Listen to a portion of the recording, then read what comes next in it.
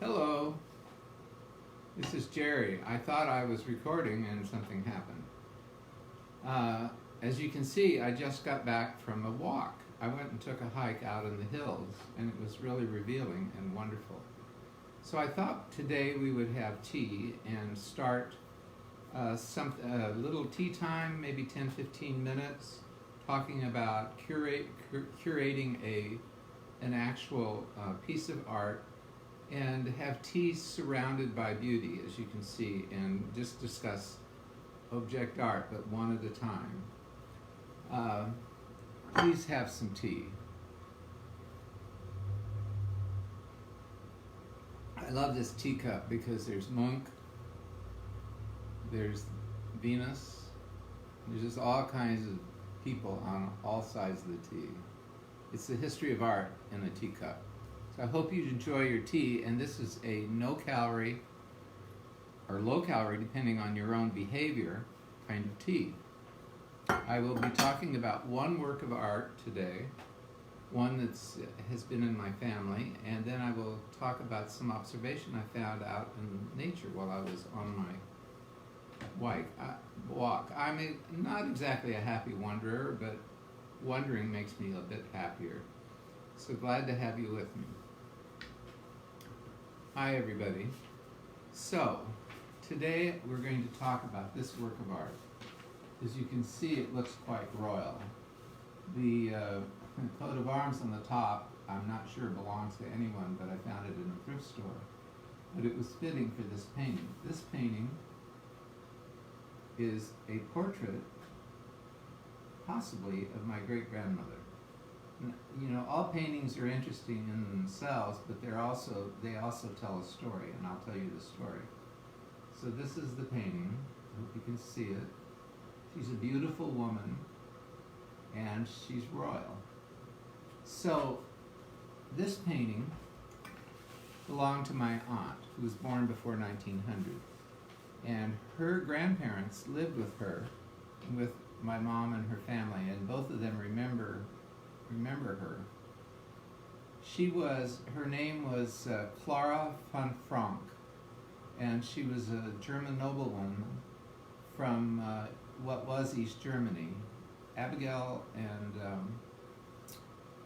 and Rachel and I went to a place called Bad Langensalza, which was a resort where she was born.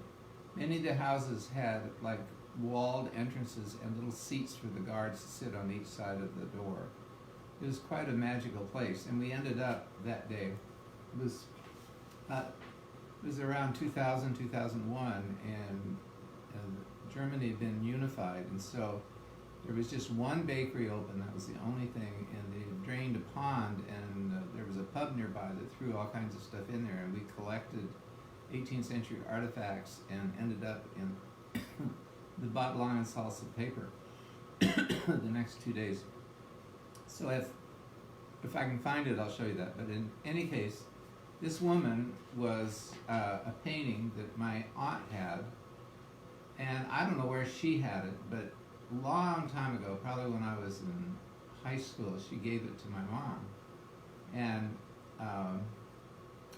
she said, "Oh, I don't know where it came from, I just bought it for the frame." She was sometimes forgetful, but I don't know if that's the case. So anyway, my mom had it, and then I brought it back before I married Twyla and had it in Georgetown. And when I came into the marriage, this lady came in with me, and Twyla said, being practical, which is more than I am most of the time, we compliment each other. She said, "Well, if you don't fix this, we're going to throw it out because it's falling apart." And I'll show you where this has been restored, a wonderful restoration by a friend of ours who still does restoration, Justine Wimsatt. So right up about there, she used to have a bullet in her head. It looked like she'd been shot in the head. There was a round hole, about a small hole in her forehead. Somebody had put a Band-Aid with a pad behind it to make it look like flesh, but it still showed. There were lots of cracks, and there were some other scrapes and things down below. So this shows you how a painting can be restored without destroying it or copying it. So before we did that, Twyla said, all right, you need to find out what this painting is before we go ahead. Maybe it's a cheap copy, which I did not think it was, because my eyes said no. So there was a dealer in near DuPont Circle who'd been doing it for years and specialized in 16th through 19th century paintings, European paintings. So I took it to him, and I said, what do you think this is? Is this a copy? What is this? And he said, no. He said, I can tell you exactly what it is. It's the portrait of a royal personage, princess, from Saxony in Germany, and it was painted in the 19th century. So I have no idea how this painting came to our family, but that's the story. And both my mother and my aunt would sit and let her talk, and she used to have a big Bible, which has been lost. It had pictures of castles, and she said our home was even more beautiful than these. There's a castle, there's a famous palace right near Weimar that might have been the family home. Anyway, so notice the jewelry. There's beautiful 18th century jewelry, and the necklace with the brooch there. It's really beautiful. I believe it's enamel and jewels. Yeah, I think it's sapphires and diamonds and gold. And then down here is the more intriguing part. There's a miniature portrait of an older woman, and I would say that was this woman's ancestor, and she's dressed in medieval dress. It's quite interesting for something just random that you find in the thrift store. So anyway, I asked my mom to describe my great-grandmother, and she said this is exactly what she looked like. She had blue eyes and kind of blondish, sandy hair. My daughter Rachel actually has the same kind of fine hair that this woman had. So you never know. This is the story of this painting, and I had it restored, and then we framed it and gave it to Twyla for Christmas one year. That's the object d'art for the day. I think we should take another drink of tea here for a moment. Good, you're all here. One more small observation from nature that I did on my hike. Hi, Jim. Good to see you. Hi, Lori. Good to see you, too. Oh, I see a lot of people. I didn't get to read all of them. So, out of my walk, I found a living parable, which I'll leave for you today, with you today. And there'll be more there'll just be more random observations along with these short curatorial conversations.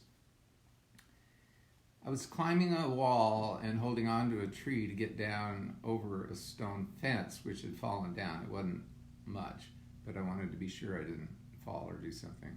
Hi, Mark. Anyway, I found these two chestnuts. They were like a parable waiting for me. Hey, Scott. So, the left parable, I believe, is a picture of family. They're like children on the sides, and there's a cross in the center, and the couple are anchored in the cross.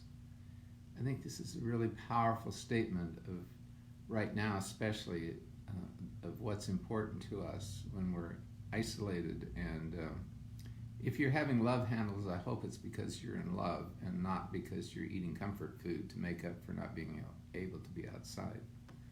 Hey, Scott. So this is another, and I call this friendship. So these two put together, which form a type of cross, are our closest intimate friends and our family, and those are who we need to be in touch today. I really feel it's important that we love the people we're with. So I won't finish that song. Anyway, I just hope that you have loved hearing this and love your family. And by the way, I do have some nuts for you here. I will close with offering you some salted almonds. They're quite good because they have no calories. Well, they have calories, but they're not carbohydrates. So may all your handles be love. And may I hope to see you this evening for another chapter, exciting chapter of The Lion, the Witch, and the Wardrobe. Cheers. Good to have you with me. Bye.